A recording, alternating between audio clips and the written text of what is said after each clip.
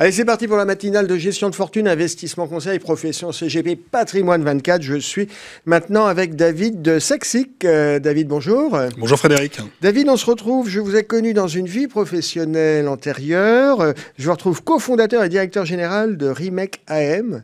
On va revenir tout à l'heure sur cette jeune société de gestion de SCPI. Votre actualité d'abord, vous avez lancé il y a presque un an une SCPI qui s'appelle Remake Live. Ça donne quoi ? Eh ben, Remake Live, c'est effectivement une société, une CPI qu'on a lancée récemment, puisqu'on l'a lancée en février 2022. Ouais. Depuis février 2022, il s'est passé plein de choses sur cette SCPI, puisque en mai, on a obtenu le label ISR. En juin, on a pu commencer à commercialiser la SCPI au travers de contrats d'assurance vie. Quel a été l'accueil des partenaires ? Alors, l'accueil des partenaires a été très chaleureux sur ce produit, sur cette solution d'investissement qui aura terminé l'année avec 18 acquisitions, Ouais. 18 acquisitions qui ont été faites dans 4 pays. Donc on est pan-européen.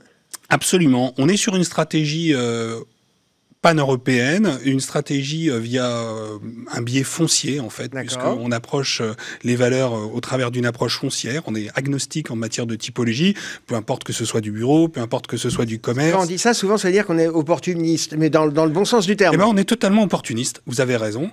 On est opportuniste dans le style de gestion. On vise la performance absolue et on est effectivement opportuniste. Mais on a toujours ce biais foncier qui vise à stabiliser quand même la valeur de la part dans le temps et avoir un potentiel d'appréciation. Donc déjà, combien ? 18 actifs en portefeuille ? 18 actifs dans 4 pays. On a ouvert l'Espagne, on a ouvert l'Irlande, la France bien évidemment, Ouais. et le Pays-Bas. Et on regarde aujourd'hui de nouveaux pays pour pouvoir avancer encore et se diversifier, puisqu'en termes de momentum de marché, on préfère investir aujourd'hui à l'étranger. Une des caractéristiques de cette SCPI, elle fait partie de ces SCPI qui n'ont pas de frais de souscription.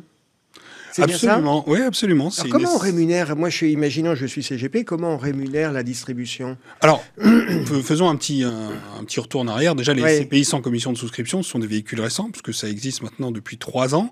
Ce sont des véhicules qui connaissent un essor remarquable, puisque effectivement, si on regarde, on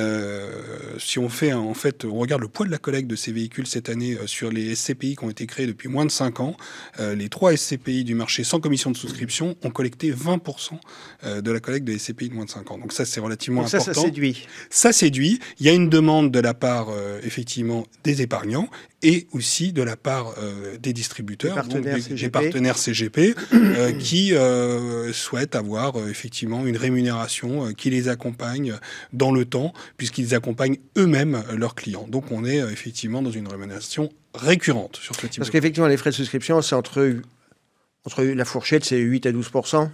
Oui, effectivement, la fourchette de marché tourne autour de 10% Ouais. à la commission de souscription, donc ce qui représente environ 2 ans de rendement. Donc c'est la marche en fait à passer pour un investisseur. Alors on n'oppose pas les modèles, ce sont des modèles complémentaires et ce modèle complémentaire a la particularité en plus de s'insérer parfaitement bien dans l'assurance vie, puisque ça permet de réunir l'enveloppe de l'assurance vie avec le produit préféré des Français qu'est la SCPI, et sans subir les désagréments qu'on peut connaître avec effectivement les effets de marche entre le prix de souscription et le prix de retrait. Sur Remake Live, le rendement auquel on peut s'attendre, on a presque un an d'existence, là. Est-ce qu'on a un peu de recul déjà ? Oui, bien sûr qu'on a du recul. Donc la performance de la première année, alors le taux de distribution de cette première année a été de 7,64%. Donc c'est une belle performance. On a été opportuniste, on a su saisir les opportunités et en faire profiter les épargnants qui nous ont fait confiance dès le lancement du produit. Oui. On maintient quand même le TRI 10 ans à 5,90. On espère évidemment réitérer la performance tous les ans. Mais ne gâchons pas notre plaisir. On l'a fait déjà cette année et on va continuer à rester opportuniste. D'accord. Est-ce qu'on peut revenir sur Remake ? Je disais, moi, je vous ai connu, David, il y a quelques années avec une autre casquette dans une autre maison. J'en ai eu plusieurs des casquettes. C'est vrai, à mon âge avancé. C'est vrai. Oh, avancé quand même pas. Remake, c'est quoi ? C'est Rebirth ? C'est une renaissance ? C'est quoi le concept ? D'où vient cette maison ? Alors cette maison, fonds, c'est deux fondateurs, Nicolas Kert et moi-même, qui évoluons dans le milieu des SCPI maintenant depuis presque 20 ans, entre 15 et 20 ans, suivant la police ou les organisateurs, ça dépend. Et on a 5 associés collaborateurs qui nous ont rejoints. On est aujourd'hui 10 collaborateurs au sein de l'entreprise. Donc le fer de lance de Rimec, c'est clairement son équipe. Ce sont des gens extrêmement expérimentés, qui ont un vrai track record. C'est pas ils ont vu de la lumière, ils sont rentrés, ils se sont mis dans l'immobilier. Non, ça fait des années qu'on fait ça fait des années qu'on le fait pour les autres, et cette fois-ci, on le fait pour nous et pour les épargnants qui nous font confiance. Qu'est-ce qui fait que moi, en tant que CGP, j'ai travaillé avec vous? C'est quoi votre caractéristique, la musique que vous faites entendre? Alors, différence? Notre différence, elle est sur... alors, il y a déjà une différence au sein des produits, et ensuite, la deuxième différence, ça, c'est l'opportunisme, il y a une différence en termes de timing de marché. La première différence au sein des produits, c'est que nous proposons, dans cette SCPI, pour la première fois dans une SCPI, une poche sociale. C'est-à-dire que 10% maximum de la collecte est investi dans des immeubles, dans de l'immobilier, sans attente de rentabilité financière, sans attente de performance financière, mais avec des performances extra-sociales. C'est comme ça que la première année, la SCPI a financé 12 millions d'euros pour 70 logements. Et donc, accompagne finalement la gentrification qui est souvent synonyme d'exclusion dans certains quartiers pour accompagner les plus faibles et leur proposer des logements. Donc ça, c'est très concret. Ça, c'est très très concret et c'est mesurable. Nous, on voulait quelque chose de concret et de mesurable. On peut mesurer, c'est mesuré. Il y a le nombre d'appartements, il y a un nombre de résidences, il y a des montants qui sont investis. Après, la deuxième tirant au-delà du track record, c'est évidemment le timing de marché. On a la chance, ou la malchance, ça dépend de quel côté on se situe, de commencer et de lancer notre produit à un moment où les taux remontent. C'est-à-dire que nos immeubles, nos acquisitions vont accompagner la remontée des taux et vont commencer à délivrer de plus en plus de performances avec cette remontée des taux. On ne traîne pas de stock. Donc forcément, on est plutôt tourné vers l'avenir que devoir lutter à la fois vers l'avenir et en même temps avoir un poids de stock important qui pourrait dégrader la performance. C'est très clair. C'est très clair. Merci David d'avoir été avec nous. On vous souhaite succès dans vos entreprises. Merci Frédéric de m'avoir invité. À très bientôt. À bientôt.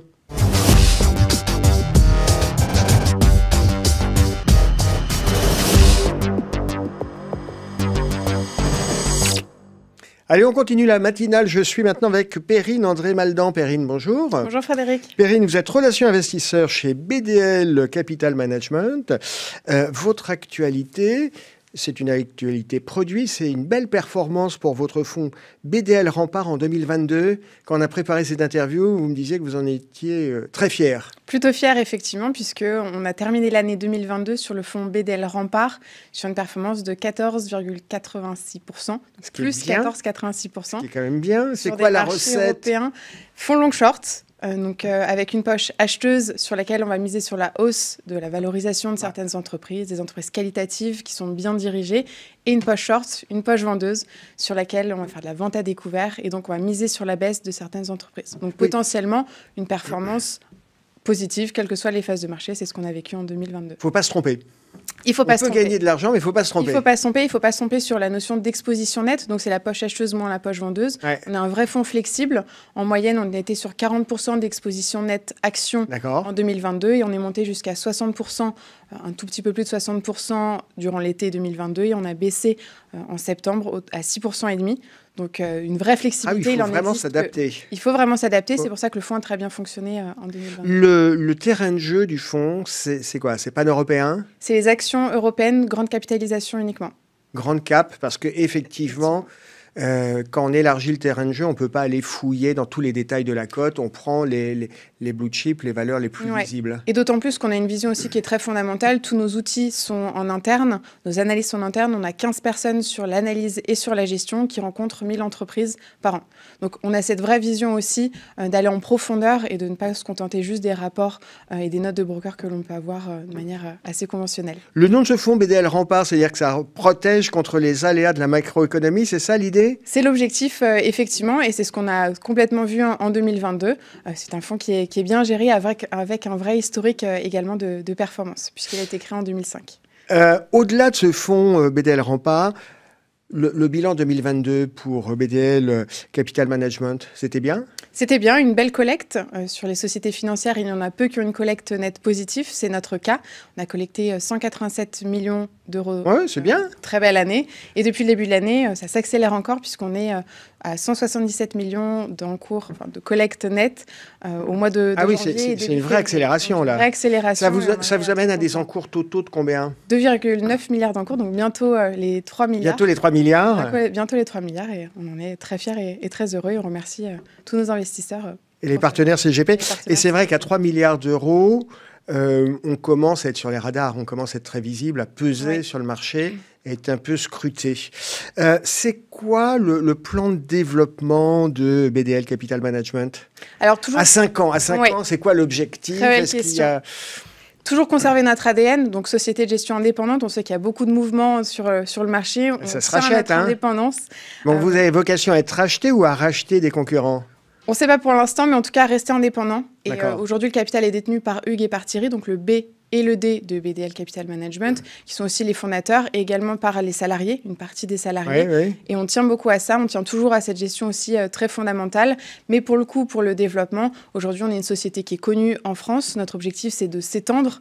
On a déjà des bureaux que nous avons ouverts l'année dernière et il y a 2 ans en Suisse et en Espagne. Donc, on espère devenir une société de référence européenne. Et en tout cas, la collecte est bonne également sur ces 2 zones géographiques. Mais c'est sûr que quand on a de bonnes performances, ça aide un peu à vendre. Effectivement. Mais il faut les tenir et c'est ce que il faut les tenir dans le temps. Exactement, c'est ce qui est compliqué. On parlait tout à l'heure de BDL Rempart.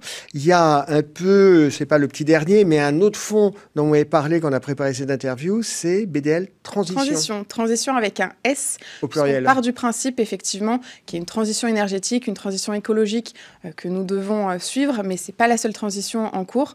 On a la santé, on est face à un vieillissement de la population. Les dernières actualités montrent qu'on ne sait pas forcément prendre soin de nos personnes âgées. On a tout ce qui est digital, l'accès au digital, à la cybersécurité. Nous avons toute l'électrification, l'isolation. Et enfin, la nouvelle économie. Et là-dedans, on va mettre la cybersécurité et la réseau. C'est un peu multithématique. C'est multithématique et c'est volontaire. Pourquoi? Parce qu'on part du principe que le monothématique, la difficulté, souvent, c'est qu'on a un gisement qui est très faible. Et donc, il peut y avoir des rotations sectorielles. Il y a des moments où c'est moins porteur, c'est ça? Et notre vision, c'est que ce n'est pas parce qu'une thématique est bonne que toute société est bonne à investir à l'intérieur et que parfois, on se retrouve dans des situations de bulles. Nous, notre objectif, c'est de ne pas se laisser piéger par ça et d'éviter à tout prix ces bulles. Donc, multithématique. Et on fait également très attention à la notion de valorisation. On n'investit pas dans des sociétés qui sont trop chères et c'est ce qui nous a permis de plutôt passer... L'accueil des partenaires sur ce fonds transition au pluriel est très bon. Pourquoi? Pour l'aspect multithématique, pour l'aspect diversifiant et pour cet aspect valorisation également parce que c'est un fonds qui est SFDR 9 et on sait qu'en ce moment, c'est une recherche qu'il y a de la part de la plupart des partenaires. D'accord, c'est très clair. Perrine, merci d'avoir été avec nous. Merci à vous. À bientôt. À bientôt, au revoir.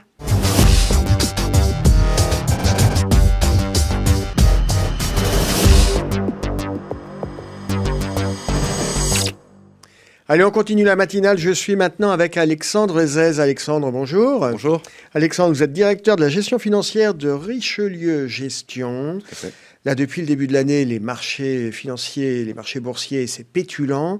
Le fond de l'air macroéconomique reste tout de même un peu instable, non? Vous n'êtes pas inquiet? Alors, est-ce qu'il faut être inquiet? C'est vrai que le fond macroéconomique reste instable, mais on est quand même dans une situation qui est complètement différente de la fin de l'année, en tout cas du 3e, voire début du 4e trimestre 2022. On avait énormément d'incertitudes et on a quand même eu quelques réponses. Alors certes, il y a des risques, mais cette fois-ci, contrairement au début de l'année 2022, ces risques sont plutôt connus. Inflation, guerre en Ukraine, la Chine, enfin en tout ça, il y a une forme de normalisation. Oui, il y a une sorte de normalisation avec beaucoup de réponses à certaines questions. Regardez la Chine, c'est vrai qu'à partir du mois de novembre, on a eu quand même une réouverture surprise de l'économie chinoise avec une décision assez forte après le congrès du Parti communiste, qui était quasiment improbable à un moment. Et là, la Chine, ça ouvre quand même en termes macroéconomiques une toute autre dimension, notamment sur la fin de l'année. L'hypothèse de la récession. L'hypothèse de la récession, alors nous on avait établi nos scénarios économiques au mois de novembre et ce que l'on avait dit au départ c'était qu'aux États-Unis nous n'allions pas avoir de récession parce que le marché du travail est extrêmement porteur et en Europe on allait frôler le zéro voire être un peu plus négatif. À partir du mois de décembre quand on a vu la réouverture chinoise et surtout l'hiver d'août qui est quand même un impact, c'est reparti. Donc pour nous que ça soit aux États-Unis ou en Europe, nous ne serons pas en récession cette année. Et donc, au niveau macroéconomique, paradoxalement, c'est plutôt bien meilleur qu'attendu, principalement d'ailleurs sur l'Europe. Donc c'est très important parce que cette justification, évidemment que ça paraît important comme grande tendance sur les marchés actions depuis le début de l'année, c'est pas sans rappeler quand même, j'aime bien faire cette comparaison par rapport à 2019. 2018, on avait eu quand même une année au niveau microéconomique plutôt bonne, avec une année désastreuse pour le marché des actions. Et puis finalement, 2019, on avait énormément de risques. Rappelons-nous Trump, la guerre avec la Chine, etc., qui a quasiment été en filigrane toute l'année 2019, avec finalement des marchés actions qui se sont bien comportés. Vous évoquiez tout à l'heure, Alexandre, le marché américain, la résilience un peu structurelle du marché américain. Ça me fait penser un peu à votre fonds flagship chez Richelieu, Richelieu America. Tout à fait. Ça donne quoi? Ça se comporte comment? Il se comporte très très bien, il surperforme les indices, il a plus de 3 ans d'existence. Alors avec ce qui est intéressant, c'est que sur ces 3 ans, il s'en est passé des choses, à la fois une récession, une reprise économique forte, une hausse des taux, et puis ce dernier exemple effectivement du mois de janvier où on a une forte hausse des marchés actions. Il s'est très bien comporté et c'est vrai que c'est vraiment le fonds que l'on met en avant, alors même que nous pensons que les marchés européens sont plutôt bons, en tout cas porteurs grâce à la Chine et grâce à l'énergie. Mais les États-Unis doivent rester un cœur de portefeuille dans les allocations d'actifs. Et principalement maintenant, vous avez assez peu de choix par rapport à des indices. C'est pas cher. Certains disent, ouais, les États-Unis, c'est important. Les États-Unis continuent à donner un peu le tempo des marchés mondiaux au niveau financier, mais c'est un peu cher. C'est là où il faut choisir des types de fonds qui refont du stock picking et qui ne sont pas forcément sur des valeurs de momentum. Je rappelle quand même que 25% du Standard & Poor's, c'est 4-5 valeurs. Donc on voit bien qu'il y a les GAFAM et qu'il faut maintenant... Il faut aller au-delà. Il faut aller au-delà, surtout avec des taux qui se sont renormalisés. Et donc, on revient dans une attitude des années 2005-2006 où le stock picking est important. Richelieu America, c'est 2 piliers essentiels qui ont montré leur résilience. C'est à la fois sélectionner des valeurs qui ont cette capacité à verser en croissance du dividende sur les 15 dernières années, quel que soit le cycle économique. Et puis, le deuxième pilier, c'est des sociétés sur des méga tendances, des changements structurels et généralement des plus petites entreprises qui donnent ce boost et qui permet de se mettre au diapason du cycle économique. Alexandre, vous nous disiez, ben voilà, sur des grands indices, on voit que parfois l'indice, il est porté par 2, 3, 4, 5 valeurs, et puis avec parfois des niveaux de valorisation un peu stratosphériques. Est-ce que vous pourriez nous faire un tiercé gagnant, un tiercé perdant en termes de classe d'actifs sur cet exercice, l'année 2023? Selon vous, c'est quoi les 3 classes d'actifs qu'il faut privilégier? Puis à l'inverse, les 3 dont vous dites, bah, c'est pas pour nous.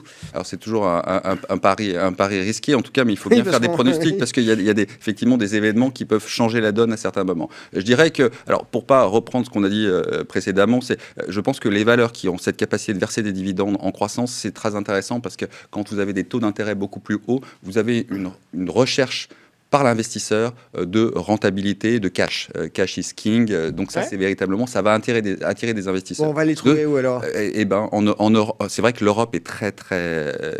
l'attrait pour l'Europe est important de ce côté-là, parce que les entreprises versent beaucoup de dividendes et elles vont avoir cette capacité, notamment cette année, à remonter leur niveau de dividende. Donc le dividende. Le dividende. Aux États-Unis, justement, il y a les valeurs aristocrates que l'on utilise dans nos portefeuilles, notamment Richelieu America. Et là, c'est vraiment pour nous à privilégier dans un marché américain qui risque d'être un peu plus difficile. Autre chose, le luxe et surtout les valeurs cycliques. Alors le luxe, c'était notre pari de l'année dernière et du début d'année. Ça a beaucoup monté. Ça nous reste intéressant en termes microéconomiques parce que la Chine est en train de rebondir et la Chine va faire comme l'Europe, comme les États-Unis avec cette réouverture et l'épargne va se déverser sur des valeurs, en tout cas des produits de luxe. Mais ce que l'on privilégie principalement, c'est encore le secteur bancaire. On pense que ce qui est en train de se passer sur le secteur bancaire, la hausse des taux d'intérêt va changer complètement le paradigme sur un secteur qui a été oublié et qui a souffert depuis 2008 jusqu'à 2021 de taux négatifs ou de taux trop bas. Là, on a purgé. Et là, c'est plutôt intéressant. Et puis peut-être un pari un peu plus risqué. Ce serait les valeurs l'automobile. C'est vrai que c'est encore une industrie qui souffre avec cette transition et ça, c'est très important. Mais c'est un peu plus spéculatif. En 3 mots, parce qu'il faut conclure, Alexandre, les 3 secteurs dont on reste à distance. En 3 mots. Alors, les secteurs qui ont bien gagné l'année dernière et qui vont souffrir des arbitrages seraient plutôt la santé. Paradoxalement un peu le pétrole qui a très bien performé. Et puis surtout les valeurs à fort levier qui vont avoir une difficulté à se refinancer. Et vous savez, ces fameuses valeurs non rentables qui ont été tant privilégiées par les particuliers. C'était les tiercés gagnants et perdants d'Alexandre Ezès. Alexandre qui est directeur de la gestion financière chez Richelieu Gestion. Merci Alexandre. Merci Frédéric. À bientôt. Au revoir.